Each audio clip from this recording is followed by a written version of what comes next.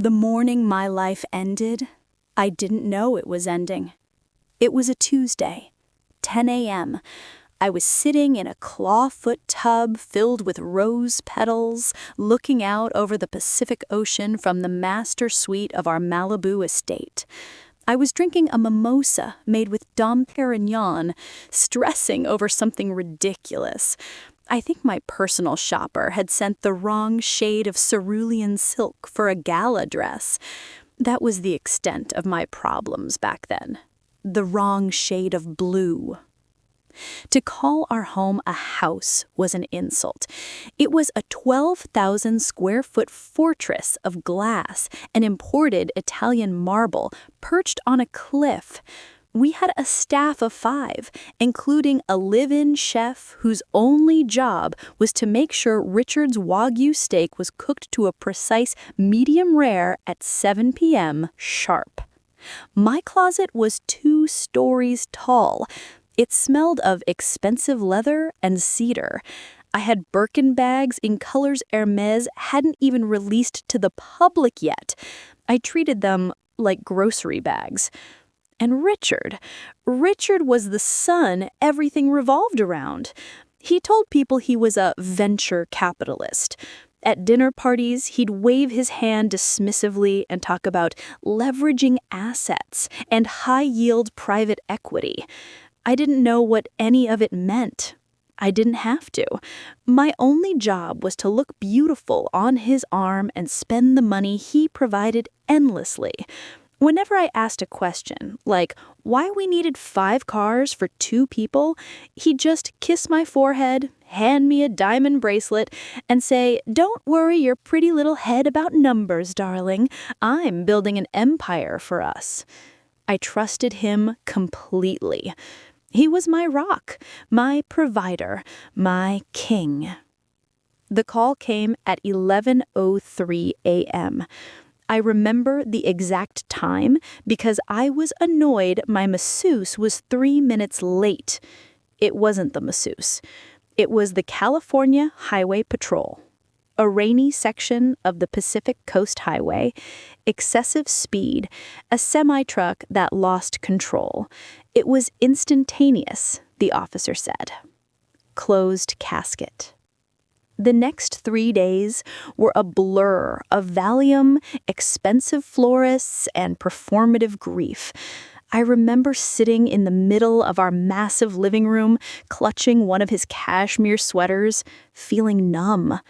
But here's the thing about grieving in a mansion. It's insulated. The world outside was falling apart, but in here, the air conditioning was perfect, the chef was still preparing meals I couldn't eat, and the ocean was still blue. Even amidst the heartbreak, I never once felt scared for my future, not financially. I remember thinking, well, at least I'm set forever. I'll be the wealthy, philanthropic widow on the hill. I was already mentally planning which wing of the local hospital I'd endow in his name. I thought my biggest challenge would be managing his massive estate. The funeral was extravagant, just the way Richard would have wanted it. Senators, tech CEOs, A-list celebrities, everyone posturing, mourning the visionary Richard Sterling. But looking back, there were glitches in the matrix. The day before the funeral, I tried to pay the deposit for the catered wake, a $40,000 affair. I handed the event planner Richard's black Amex. It declined. I laughed it off. "Oh, the banks must have frozen accounts because of the death certificate," I said, pulling out my own platinum visa. That one declined too. I felt a hot flush of embarrassment. I ended up writing a personal check, praying it wouldn't bounce until I could get to the bank. Then there was Dave, Richard's business partner. At the wake, I tried to corner him to talk about the next steps for the firm. Dave, who usually couldn't stop talking, looked at me like I was contagious. He mumbled something about legal complications and literally ran away to the open bar. I sat through the rest of the wake with a knot in my stomach that had nothing to do with grief. I kept telling myself it was just bureaucratic red tape. It was annoying, but surely it wasn't a crisis. We were the Sterlings. We didn't have crises. We buried him on a Friday. Saturday morning, I woke up alone in that massive bed. The silence in the house was different now. It felt heavy, predatory. I went downstairs in my silk robe to make coffee. The staff had the weekend off. At 9 a.m. sharp, the doorbell rang. Not the service entrance chimes, the deep, resonant gong of the main, towering front doors. I opened one of the heavy oak doors. Standing there was a short, balding man in a cheap, ill-fitting suit. He smelled faintly of stale cigarettes. Behind him were two uniformed sheriff deputies, their hands resting near their belts. They didn't look like the guests I was used to receiving. "Can I help you?" I asked, pulling my robe tighter, channeling my best lady of the manor voice. The little man didn't even look at me. He looked past me into the grand foyer with an expression of pure disgust. "Who are you?" he barked. I blinked. "Excuse me? I'm Mrs. Sterling. This is my house. Who are you, and why are you disturbing me the day after my husband's funeral?" He laughed. It was a dry, humorless sound. He pulled a sheaf of papers from a battered briefcase. "Lady," he sneered, "Richard Sterling hasn't paid rent on this property in 6 months. My name is Mr. Henderson. I own this house, and you are trespassing." My brain couldn't process the words. It was like he was speaking a foreign language. "Rent?" my voice squeaked. "You're insane. We don't rent. We bought this estate 5 years ago for $22 million. Get off my property before I call the police." The deputies stepped forward. One of them, an older man, looked at me with genuine pity. It was that look of pity that terrified me more than Henderson's anger. "Ma'am," the deputy said gently, holding up a document. "This is a court-ordered eviction notice. It was served to your husband 3 weeks ago. He hid it from you. You have to vacate the premises." I stumbled back against the foyer table. It all crashed down in seconds. A landslide of lies. The deputies explained it while I stood there, barefoot on the cold marble, unable to breathe. The mansion? A short-term corporate lease he was 6 figures behind on. The Aston Martin in the driveway? Leased.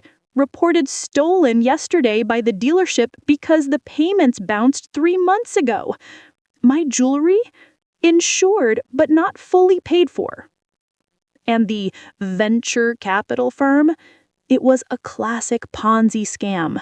He wasn't investing money. He was shuffling new investor cash to pay for our extravagant lifestyle and pay off old investors.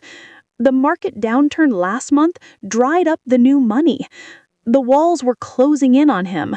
The deputy mentioned that the crash investigators found no skid marks on the highway. Richard didn't lose control. He drove into that truck because he knew today was coming.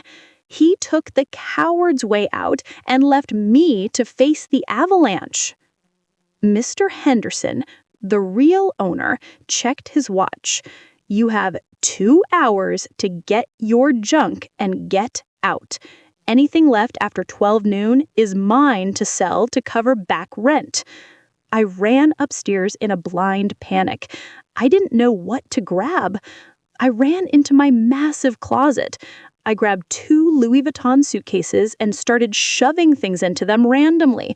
Silk blouses, a cashmere tiara I wore once, cashmere socks. Suddenly, Henderson was in the doorway. "Nope," he said, grabbing the suitcases. "Those trunks look expensive. They stay as collateral." He threw 2 black heavy-duty garbage bags at my feet. Fill those. Clothes and toiletries only. No jewelry, no furs, no art. An hour later, I walked out of those towering front doors for the last time. I was wearing designer jeans, a t-shirt, and sneakers. I was dragging 2 garbage bags filled with underwear and memories across the marble floor. I didn't look back. I heard the heavy, echoing thud of the deadbolt sliding home behind me. It sounded like the door of a mausoleum sealing shut.